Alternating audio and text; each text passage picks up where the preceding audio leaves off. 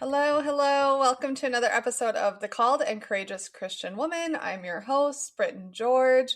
I'm so happy to be back. I'm sorry these episodes have been sporadic, guys. I'm also grateful you're tuning in each time. I tend to have a million projects going on at once at all times. So, as much as I love creating the podcast, each episode does take a lot of time. And so, kind of with my Etsy shop and my mail club, which I'm super excited to tell you guys about. And also, my husband is currently building me my own office, which has been much needed for a long time. Things have just been kind of crazy. Welcome back. I have a word for you today. God's been putting this on my heart for the last couple of weeks. I actually had a canceled meeting this morning, so I am taking that opportunity to finally record this episode that has been on my mind. So, on our last episode, we were on Matthew 14, and I felt inspired to continue with that, but from a different perspective. I also know that I promised we're getting into the fruit of the Spirit, so I promise all of this together. First, speaking of fruit of the Spirit and my millions of projects, I have such a fun project going this summer. I, back in March, launched my Fruitful Girl Summer Mail Club, and it's been so fun. And I want to send you an envelope in June. Now, if you don't know what a mail club is, this is like a snail mail analog club so that you can get fun things in your mailbox rather than just bills and spam and flyers and those sorts of things. If you're not on my TikTok, which is Britton McHale George, or my Instagram, which is at Called and Courageous, make sure you're on there for all the updates so you can always see the fun things that I'm working on. But back to what is this snail mail club? So, in this mail club, it's a subscription, and every month you're going to get a really fun letter that includes a devotional with one of the fruits of the Spirit and Bible journaling supplies that are all themed around that month's fruit of the Spirit. So, in March, we did fruitfulness, the one going out. Okay, so I take that back. I sent them out and planned it in March, but April was fruitfulness. Now, the one that's going out for May is joy. And the joy one is so cute. Really, my heart in this is to create Bible journaling crafts. So, things that you get in your mailbox that you can actually use. There's lots of fun mail clubs out there. A lot of them include, like, maybe a postcard and a sticker. I wanted something that's a fun project that will help you get into the Word in a new way.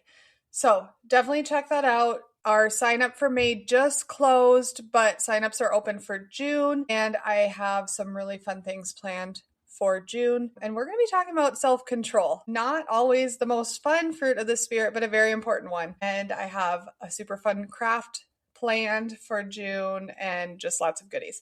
So make sure you check out that Fruitful Girl Summer Mail Club. There's a couple different options. There's a premium and a basic. But anyway, let's get into this podcast.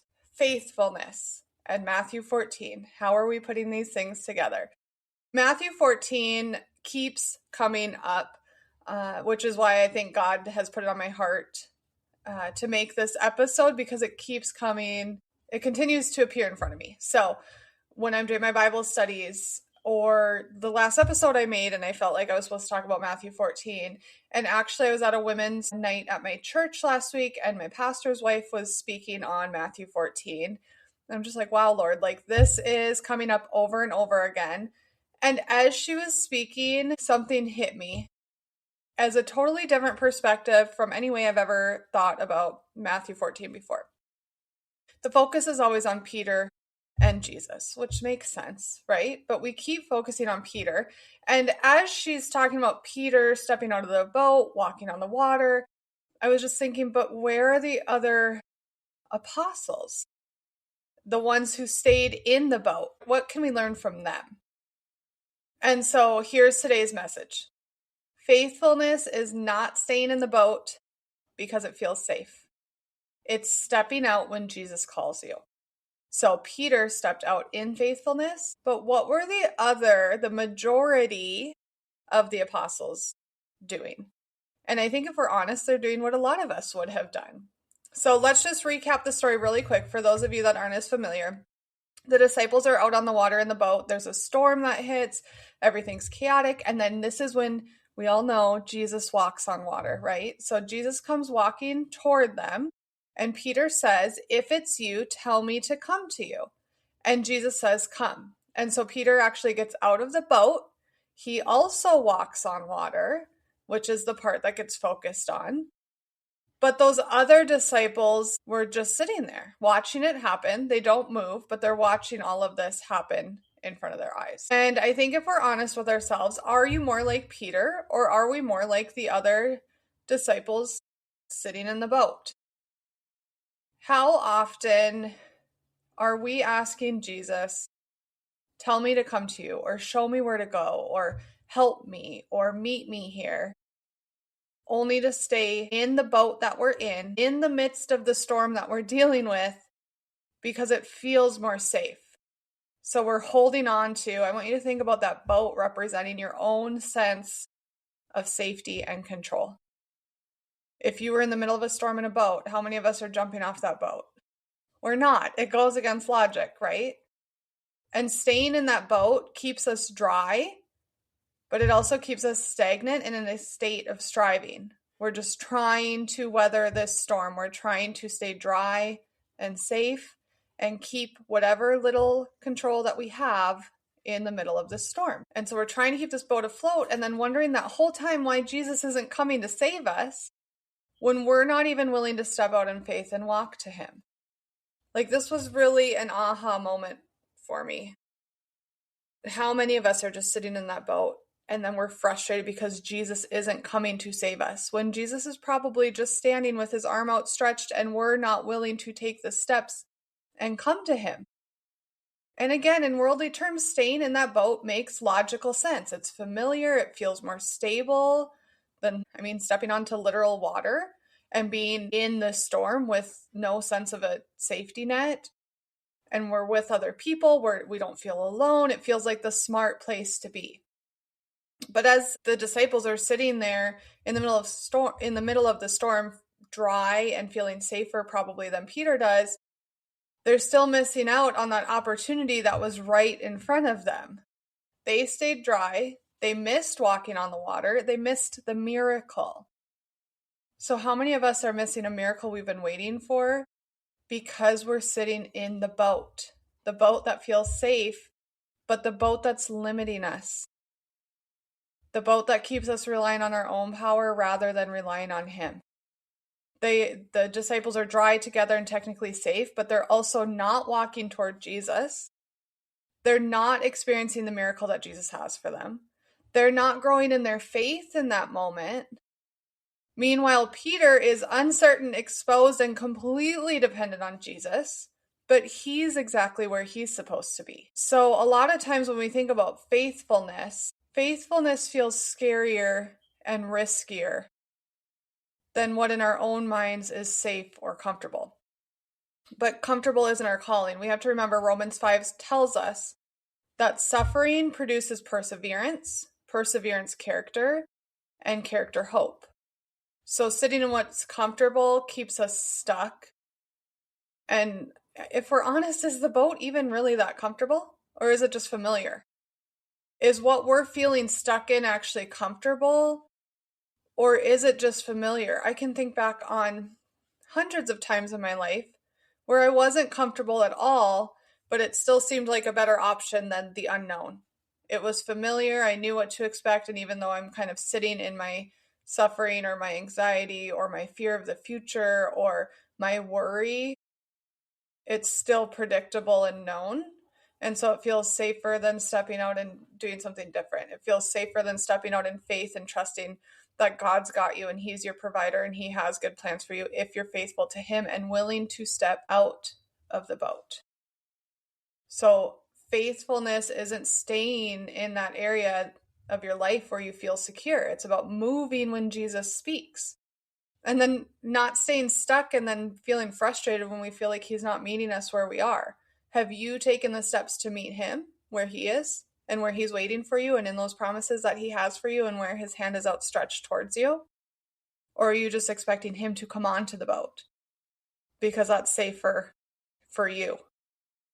But that takes no risk or faith on your end to make Jesus come all the way to you in your boat. So faithfulness is the action. It's the complete surrender and trust in him. It's not just saying, yeah, I believe he can do it, but I'm just going to sit here and wait until he does. No, it's stepping out of the boat not because you feel ready or everything is clear and aligned perfectly. How many times do we tell ourselves, I just need this to fall into place and then I'll be ready? Or I just need this sign and then I'll know. Or I just need all of this mapped out before I can step forward. No, we don't. That's not faithfulness. We do it because he told us to, because he said, come to me, get out of the boat, move, come here, meet me here, come to the middle of this storm. Not staying in your false sense of security that probably doesn't really feel secure if we're honest with ourselves. Don't miss the miracle. Don't miss Jesus's calling on your life. Don't miss out on the life he's calling you into because you're staying stuck in something that feels more comfortable and gives you a false sense of security.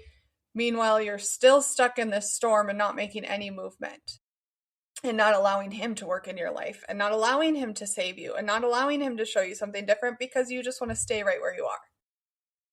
All of these things, everything he has for you, only exists outside of the boat.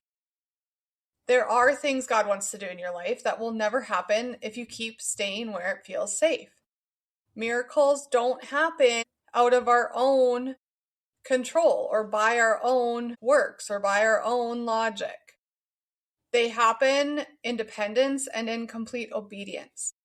They happen in faithfulness. They happen when we say yes before we have the full picture.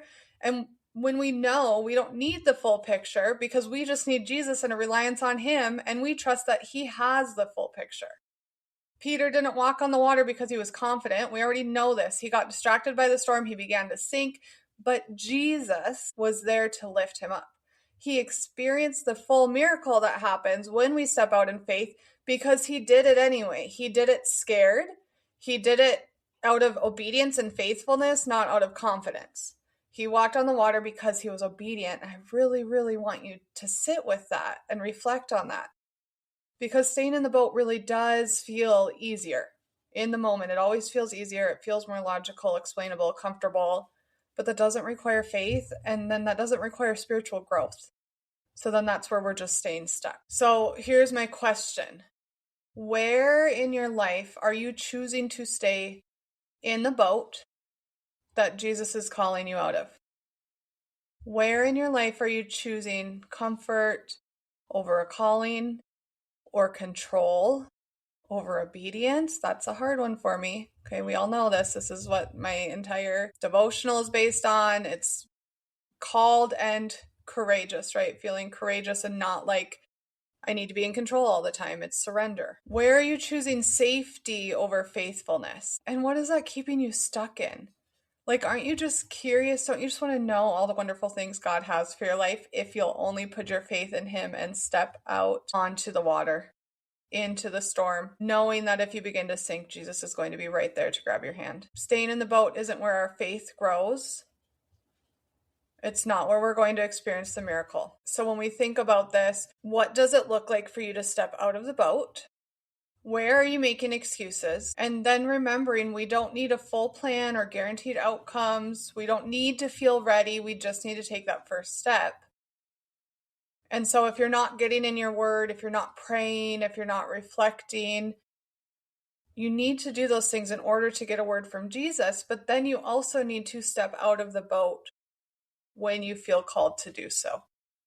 When Jesus is telling you to step out in faith in some area and he's saying, come, walk, do, run, maybe. Listening to that in obedience. Okay, because again, that boat feels safe, but it's limiting you. Staying in control keeps us from experiencing what God has for us. There's a lot of focus on Peter, and those other disciples stayed dry, but they didn't get to experience the miracle that Peter experienced. So when Jesus calls us out and we stay put, that is disobedience. It's not just fear, it's actual disobedience.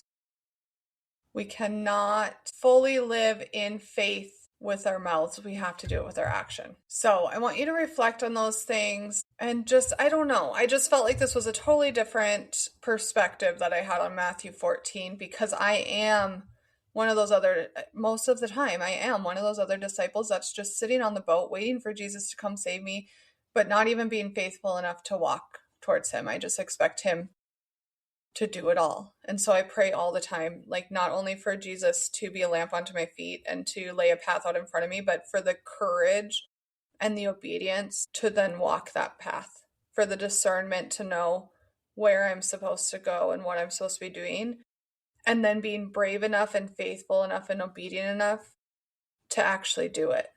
You can pray for all the things you want, but if you're not going to walk it out in faith anyway, it really doesn't matter. Jesus can lay all of these things out in front of you, but if you're not willing to work to walk towards them and to trust him, what are you missing out on? All right, that's what I have for you today, guys. I appreciate you tuning in. Again, go check out that mail club. It's really fun. I would love to send you a letter in June where we're going to be talking about self-control. I've got fun crafts planned. And again, you can see on my TikTok lots of examples of what the mail club looks like. I would love to have you join. Please don't forget to like or share this episode, and I will see you next time.